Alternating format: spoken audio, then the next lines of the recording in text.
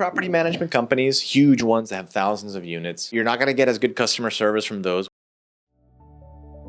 We're a small company. We're a small mom and pop business. When you call the office, you're going to get a human being. You're most likely going to get the same human being every time. They're going to know you. They're going to understand your story. They're not going to be confused. They're going to be able to help you better than a large company where you have, thousands of employees and different departments and different things. So number one issue is communication. I send them an email, they don't respond. I call them and nobody picks up the phone. I call and they don't understand. They tell me the wrong information, and then I do something, and then they go back and they change their word later. It's usually customer service related. I deal with it with a lot of the condos that I manage that have HOAs that also have property management companies. And you call and nobody picks up. You leave a voicemail, no one ever calls you back. You send an email, no one responds. You get a response a year later that isn't even an answer to your question. So when you go with a local, smaller company, you're going to get much better customer service and much more boutique, a concierge type service. I can only speak for my company. I'm sure that there are other small companies out there that are not as good, but that's pretty much the benefit there.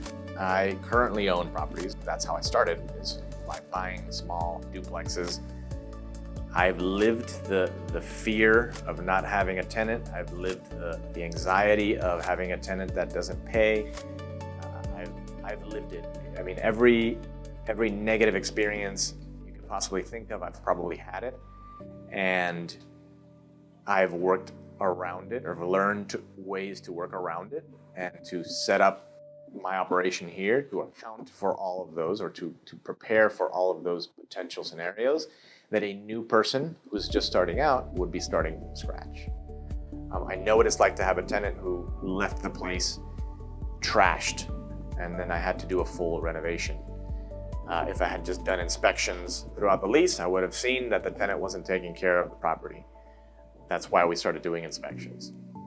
I know what it's like to have a tenant who doesn't pay because they were unqualified. That was before I started checking credit, and that was before I had a formal application process. I would rely on them to send me information. Now I check for myself. I know what it's like to have a major maintenance issue, an AC break that blows your cash flow for the whole year on a property when you were expecting a certain amount.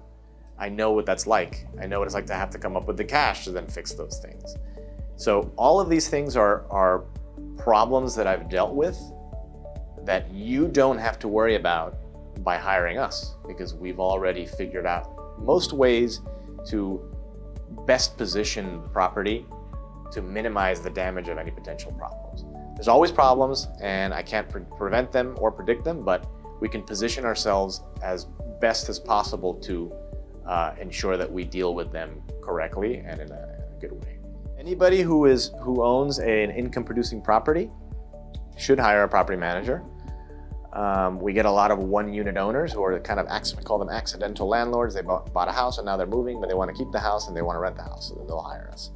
At the larger scale, you got multifamily owners who own buildings that can't do that. I mean, you own 100 units, you can't manage it yourself. That's a full-time job, so they would hire us. And that's where our service really shines, because it's all systems and processes and economies of scale at that point. So large operators, multifamily operators, you got shopping center owners. We do a lot of commercial. Shopping center owners don't want to be collecting rent and doing accounting work. We do that for them, so that they can go out and buy more deals and focus on finding new opportunities. It's a very dirty business. You have to get your hands dirty, and there's a lot of really silly problems that pop up that are a kind of a waste of time. And so if you're trying to focus your attention on other things like acquisitions or building a business or doing something else, property management is not something that you should be doing yourself, because you're going to get lost in small, you're going to be in the weeds. You're going to be focusing on a lot of really silly problems at the expense of your time to do other things. Most common two questions are, what happens if the tenant doesn't pay? And what happens if something breaks and has to get fixed? Those are the two most common questions. We deal with it as we go. The owner has to understand that if we don't take care of the properties and the tenants don't take care of the properties, there will be deferred maintenance. So we just have to make sure that we get into the property sooner to keep the tenant accountable for any potential work. But common sense would dictate that if you own a single family home, you should be keeping reserves aside for HVAC and roof. If it's a brand new roof, then maybe your reserves don't have to be that much in the beginning. If you're buying something that has an old roof, then you could expect to replace that roof very soon. So you need to be budgeting for it. And we don't, as property managers, don't really have the resources to be budgeting for your CapEx. That's something that really falls on the owners. We will advise you accordingly. If we notice that your roof is old, we'll tell you, hey, look, you need to start saving up for this roof. Or if we notice that the HVAC is 40 years old, we'll tell you, hey, that thing's going to die anytime soon. We'll keep it alive as fast as much as possible. But you're going to probably have to replace that soon. So I would start preparing for it. But yeah, maintenance and repairs is a huge question that most people ask. And then how we screen our tenants, is a very common issue. I'm not going to be able to lease your property if there's trash inside, if there's personal stuff in there, if there's old, outdated furniture.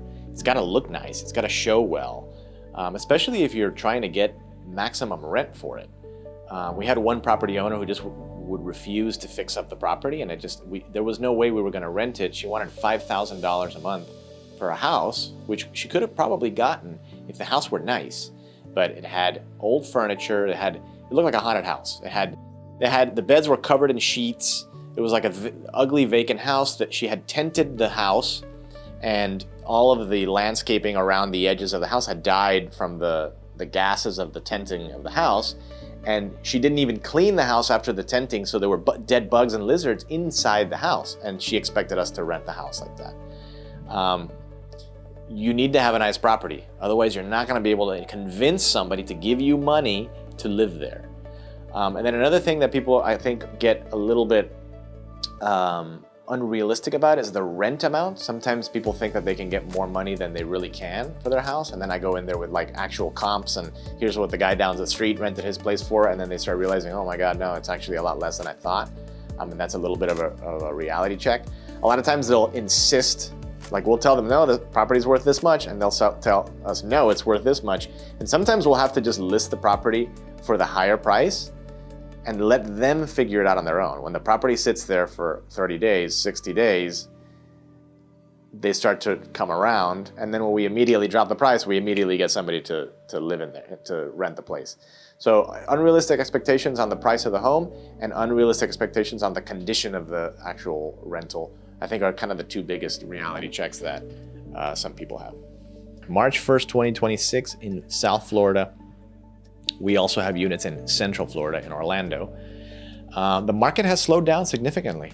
We did see a huge increase in demand for rentals during COVID, like in the 2021, 2022 time frame, when we had a lot of migration or net migration into the state from other places that still had stringent lockdown policies and stuff like that.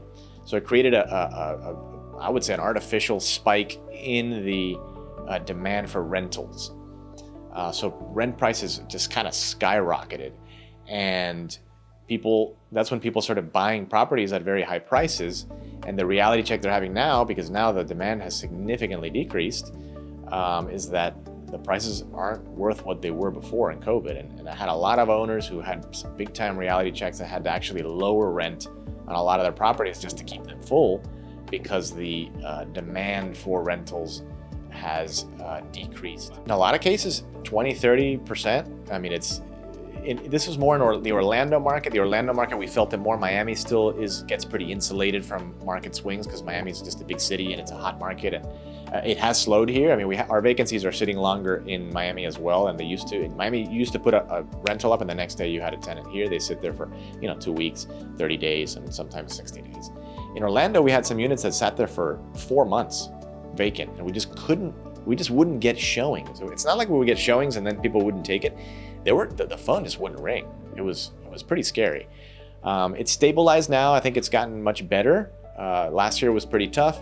So I think we're kind of turning a corner on the rental market, but we're back to, I would say, a normal rental market where properties have to be priced appropriately. You can't just ask for a ridiculous amount and get it. And the properties have to be in good condition. Like, you have to have updated appliances, updated fixtures. It can't be a dump. Before you could rent a dump to anybody for any amount. It was crazy. Real estate is like any other economy. It's supply and demand, right? There's a certain amount of empty units, and there's a certain amount of people who will take those empty units.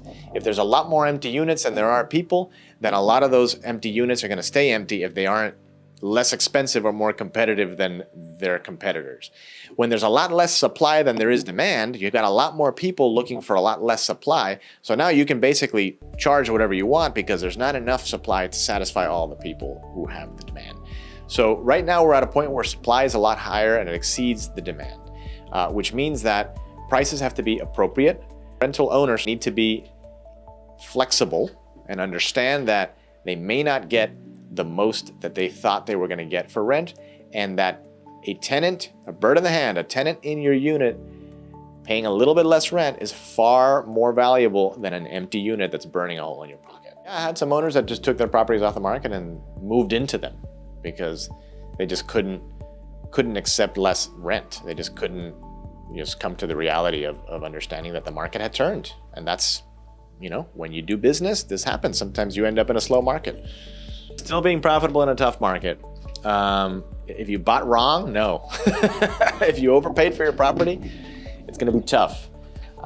You have to make sure in a down market that you buy right. And this is, Warren Buffett's classic, when everybody's running away from something and the market is down, that's when there's the most money to be made, right? When the market is down, when business is slow, if you're able to do deals that are well priced and that are actually smart, then when the market upswings, then you are going to be golden. Yes, I mean, when the market is down, you have people who have to sell, who are forced to sell, and they'll be forced to sell at lower prices. So then therein lies the opportunity for those people who have the ability to buy right now and be able to weather the storm until the market turns around.